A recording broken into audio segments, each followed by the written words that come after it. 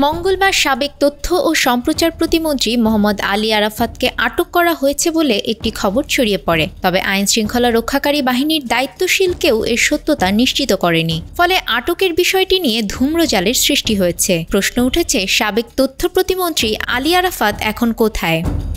ঢাকা মহানগর পুলিশের গণমাধ্যম ও জনসংযোগ শাখার উপকমিশনার ফারুক হোসেন গণমাধ্যমকে বলেন, এখন পর্যন্ত তাকে আটকের কোনো তথ্য পাওয়া যায়নি।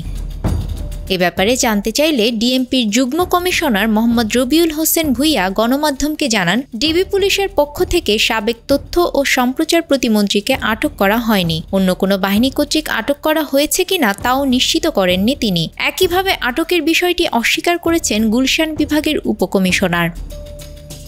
এদিকে বিভিন্ন গণমাধ্যমের খবরে বলা হয়, মঙ্গলবার রাজধানীর গুলশান এলাকা থেকে আলী আরাফাতকে আটক করা হয়। এই খবরের সত্যতা জানতে ঢাকা মহানগর গোয়েন্দা পুলিশ ও ডিএমপি গুলশান বিভাগে যোগাযোগ করা হলে সংশ্লিষ্ট কর্মকর্তারাও আটকের বিষয়ে তথ্য নেই বলে জানান।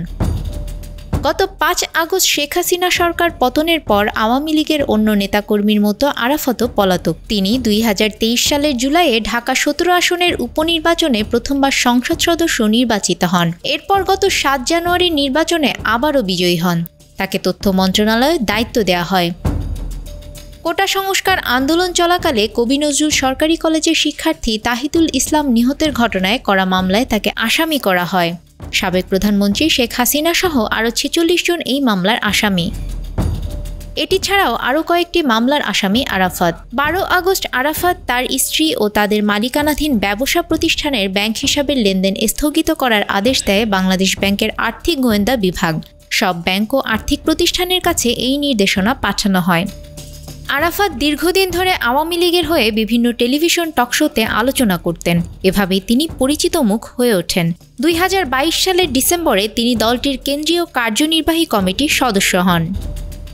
নিউজ ডেস্ক, আমাদের সময়।